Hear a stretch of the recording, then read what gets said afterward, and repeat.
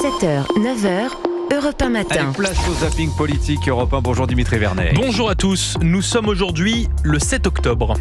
Moi, je recommande qu'à partir du 8, on mette des drapeaux palestiniens partout où on peut. Propos de Jean-Luc Mélenchon. Nous sommes aujourd'hui le 7 octobre. Il y a un an jour pour jour, l'horreur frappait Israël. Nous sommes en solidarité avec la sécurité d'Israël. Néanmoins, nous essayons aussi d'être cohérents. Si on appelle à un cessez-le-feu, la cohérence, c'est de ne pas fournir les armes de la guerre. Et je pense que ceux qui la fournissent ne peuvent pas chaque jour appeler à nos côtés au cessez-le-feu et continuer de les approvisionner.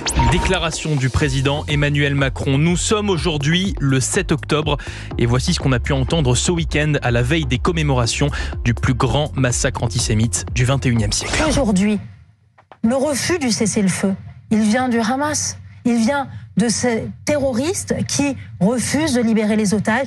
Et donc, malheureusement, il ne faut pas désarmer Israël dans ces circonstances-là. Vous l'avez entendu, Yael Braun-Pivet était sur BFM TV hier, la présidente de l'Assemblée nationale, pas opposée à une hausse d'impôts pour rééquilibrer les finances publiques, mais seulement à une condition. Il faut que les efforts soient partagés, ça me paraît être une évidence. L'effort doit être partagé, donc par les politiques aussi, je suppose, Yael, non? En résumé, aujourd'hui, non mais il n'y a rien à économiser à l'Assemblée nationale, mais le budget de l'Assemblée nationale est tenu. Non, c'est bien ce que je pensais. Yael nous a également raconté une anecdote. Dimitri Anissa, je vous laisse deviner si cette anecdote est vraie ou fausse. C'est vrai que moi, dans les échanges que je peux avoir avec certains retraités, ils ne comprennent pas et ils me disent mais n'hésitez pas à en fait nous taxer un petit peu plus. Tu mens, il ment. Parce que nous sommes bien conscients, ils voient leurs enfants, ils voient leurs petits-enfants parfois en difficulté. Le retraité masochiste. Oui, c'est ça. La Macronie, c'est quoi ? C'est le radeau de la Méduse de tous ceux qui ont ruiné la France depuis 30 ans. À notre micro Europe 1 CNews, c'est Nicolas Dupont-Aignan qui était invité hier. Il y aurait beaucoup plus de cohérence à avoir un gouvernement allant des Laurent Wauquiez, Marine Le Pen, etc., que cette espèce de bouli-goula.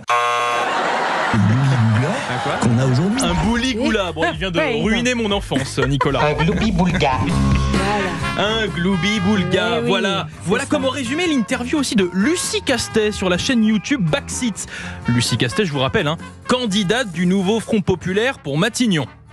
J'ai pas démissionné de la fonction publique, je suis toujours fonctionnaire, mais je me suis retirée de mes fonctions à la ville de Paris et je vais me mettre en dispo, ouais. Ok. Et je cherche un autre travail quand même parce que comme beaucoup de gens, j'ai besoin d'un salaire pour vivre. Besoin de bouffer, j'allais vous demander si vous aviez des revenus. Ouais, non, du coup, vous êtes mise en dispo. Donc... Là, je suis encore sur la toute fin comme la période de préavis, quoi, l'équivalent de la période de préavis pour les fonctionnaires. Donc, au-delà du fait qu'elle soit toujours payée par les Français pour faire la campagne du NFP, Lucie Castet vient donc de réinventer le concept de préavis, qui pour elle est un abandon de poste payé, finalement. C'est un peu ça. Moi, j'ose espérer que la France est un pays d'électeurs de gauche qui s'ignorent. On connaissait Il jouait du piano debout de France Gall. Voici Elle jouait du pipeau assise de Lucie Castet. Ça veut dire essaie de vivre, essaie d'être heureux, ça vaut le coup. Merci beaucoup Dimitri Vernet. Votre zapping politique Europe 1 tous les jours aux alentours de 9h moins 10.